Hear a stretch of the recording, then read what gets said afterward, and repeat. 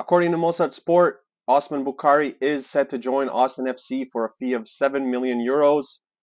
He spent the last 2 seasons at Red Star Belgrade, where he had a total of 25 goals and 20 assists. In terms of positions, Osman Bukari plays on the right flank, so right midfielder, right wing are his go-to positions. He has played as a center forward, which I do not expect him to play for Austin FC. I would not use him in that position. I just think he brings such better value to a club when he does play his natural position, which is right wing, where I expect him to play. So there's that. He had 2 more years left on his contract with Red Star Belgrade. The club has decided to sell him. Interestingly enough, the club has made a wrong decision yet again. They were being offered 10 million euros last summer. This summer they're only getting 7, and we've done that with previous players as well, which is a shame. It feels like we're trying to go for the lowest possible number that we can when it comes to transferring our own players. Um, 6 matches in the Champions League where he had 2 goals and 2 assists, so he was pretty much involved with everything that Red Star did offensively in the Champions League, and I thought he was very good.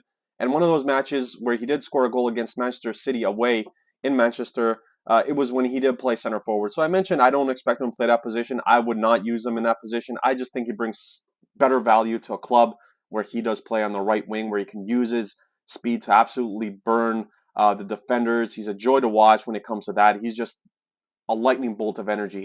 His ability to change positions, or um, to kind of make the defender look a little bit stupid is just crazy. Maybe that's just the level that he played at in Serbia, where the defenders aren't that great.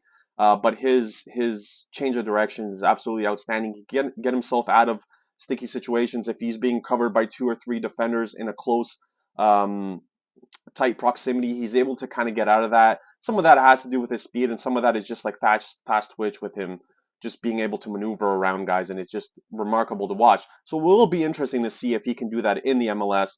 The MLS is obviously a better league than the Serbian domestic league, so it's going to be interesting to see if he can kind of um, build on that and do some of those same things. And like I said, 2 goals and 2 assists in 6 matches in the Champions League against good opposition are great numbers for him, and he did very well for Red Star in the 2 seasons that he was here. Um, so I expect him to continue that into the MLS, because I think he does have the ability to do that. Now, a lot of people have kind of said this, and it's rather true. If his finishing was better, he would be in the top 5 leagues in the world, and that's absolutely true. Uh, his finishing does need work, and I thought that in his first season last year with Red Star Belgrade, it was a lot better than what it was this year. Now, I attribute some of that to the other players that Red Star signed during the summer, where it was kind of a fight for minutes and nothing was promised to anyone. So I think him being a little bit selfish is due to that factor, just signing more players, more quality players. So he kind of had to fight for his minutes, and he knew, just because I play 60 minutes in match 3, I might not see that in match 4, 5, 6, and whatever the case may be. Because there was very, very good competition this year for positions. Um, his selfishness, like I said, was one of the factors that I didn't see from him last season, basically what I saw this year. And again, I think that's just with the amount of players that the club had signed, and just players vying for positions. He just didn't know how many chances he was going to get, so he kind of opted to be a little bit more selfish. Before I go on with the video, please, if you like what you're seeing, please subscribe to the channel. It means a lot to me. Um, and I would say, like his finishing is something that I mentioned. There's often times where he misses, and he misses badly, and like that's an issue. There was yesterday was the cup final of the domestic league, and he had 2 or 3 really good chances where he didn't even hit the goal.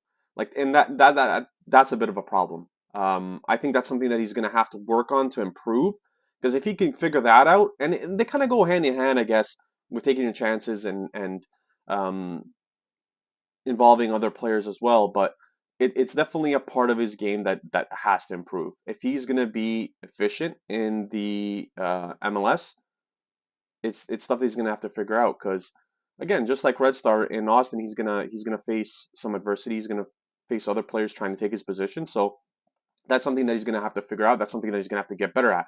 But in terms of one-on-one with defenders, he's exceptional in that.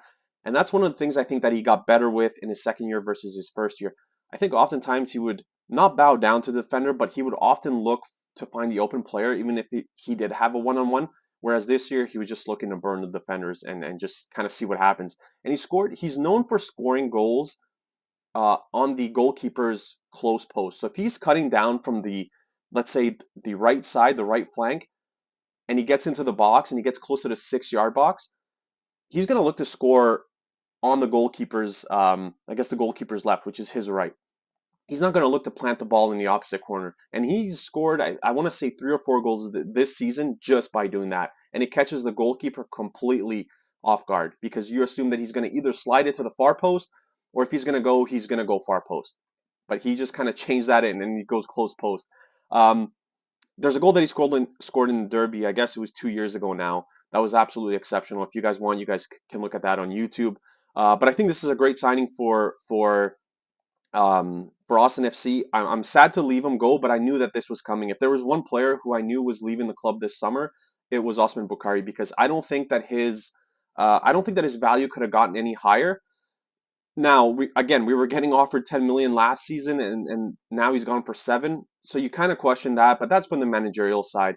Uh, I'm not gonna look at that too much, but exceptional player, like I said. If he had better finishing, if he did some other things a little bit better, he'd be in the top 5 league. There's no doubt about that. He actually played in the French league before he came to Red Star for Nantes, where he had I think 2 goals and 2 assists. So it didn't really work out for him there, but I mean he was a joy to watch here, and it's kind of funny because in the first season, I feel like everyone loved him, and then later on, it just kind of we expected I think a little bit too much from him and yeah, fans were disapproved with some of the things that they saw from, like I said, from being selfish a little bit. Um, and yeah, so now he's gone. So it is what it is. Austin FC fans, if you guys have any questions for me, please let me know in the comments about Osman Bukari. More than willing to answer them. Again, leave them in the comments, and I'll get back to you.